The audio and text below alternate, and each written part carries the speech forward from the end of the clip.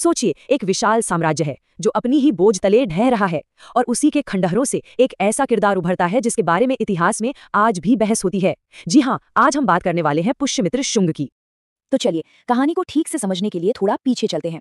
पुष्यमित्र के आने से पहले मौर्य साम्राज्य का पूरे भारतीय उपमहाद्वीप पर दबदबा था, करीब करीब एक सदी से भी ज्यादा।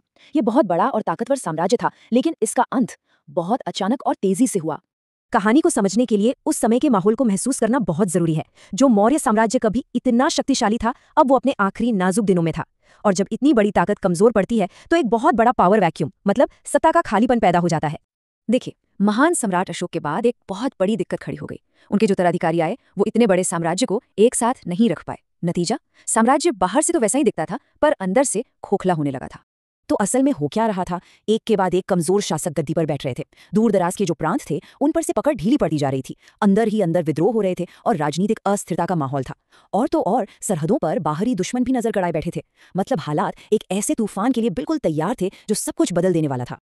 और इसी उथल पुथल और अराजकता के बीच से एक शख्स उभर कर सामने आता है जो इस मौके का पूरा फायदा उठाने वाला था। यहीं से हमारी कहानी के मुख्य किरदार की एंट्री होती है। तो सवाल ये उठता है कि ऐसे बिखरते हुए साम्राज्य पर भला कौन कब्जा कर सकता था? कोई बाहरी हमलावर नहीं, बल्कि कोई ऐसा जो सत्ता के बेहद बेहद करीब था। और वो थे पुष्यमित्र शुंग। वो कोई राजकुमार या राजा नहीं थे, वो मौर्य सेना के सबसे बड़े अधिकारी थे, प्रधान सेनापति। सोचिए, सेना की पूरी ताकत उनके हाथ में थी। और फिर वो हुआ जिसने इतिहास का रुख ही मोड़ दिया। एक मिलिट्री परेड चल रही थी सबके सामने, और पुष्यमित्र ने आखिरी मौर्य सम्राट बृहद्रथ की हत्या कर दी। ये सिर्फ एक हत्या नहीं थी, ये एक खुला ऐलान था। पुष्यमित्र ने जो किया उसे अपहरण या अंग्रेजी में यूजरपेशन कहते हैं। मतलब गलत तरीके से किसी और की सत्ता या ताकत पर कब्जा कर लेना।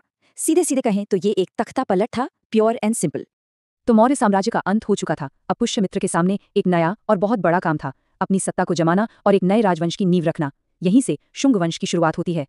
शासक बनते ही पुष्यमित्र का प्लान बिल्कुल साफ था। सबसे पहले देश की सीमाओं को सुरक्षित करो, दूसरा अपनी ताकत को इतना मजबूत करो कि कोई चुनौती ना दे सके, और तीसरा राज्य की जो विचारधारा है, जो सांस्कृतिक और धार्मिक पहचान है, उसे एक नई दिशा दो। और उन्होंने अपनी पहली जिम्मेदारी को बहुत अच्छे से निभाया। एक सेनापति के तौर पर उन्होंने विदेशी हमलों को रोका और साम्राज्य की सीमाओं को सुरक्षित किया। ये उनकी सत्ता को मजबूत करने के लिए एक बहुत जरूरी कदम था। लेकिन उनके राज का सबसे बड़ा और शायद सबसे विवादास्पद बदलाव कुछ और था। देखिए, मौर्यों के समय में बौद्ध धर्म को राज संरक्षण मिलता था, पर पुष्यमित्र ने इस पूरी दिशा को ही बदल दिया और राज्य का समर्थन ब्राह्मणवादी परंपराओं की तरफ मोड़ दिया।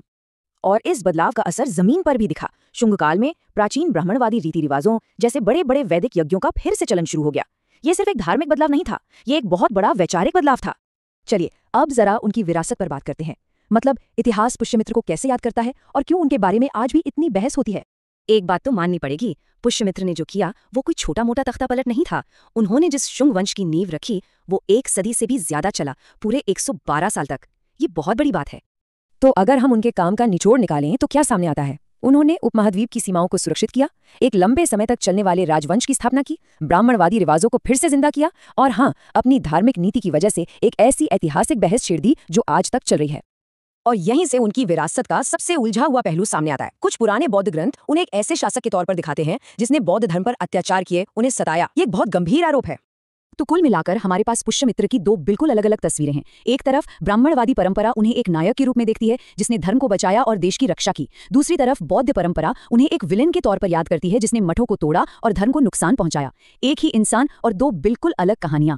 तो आखिर में सवाल यही रह जाता है, पुष्यमित्र शुंग एक उद्धारकर्ता थे या एक अपहरणकर्ता? शायद इसका कोई एक सीधा जवाब है ही नहीं। हम अतीत को कैसे देखते हैं ये इस बात पर बहुत निर्भर करता है कि हम उसे किसकी नजरों से देख रहे हैं। और ये सवाल हमें सोचने पर मजबूर करता है कि इतिहास आखिर लिखा कैसे जाता है।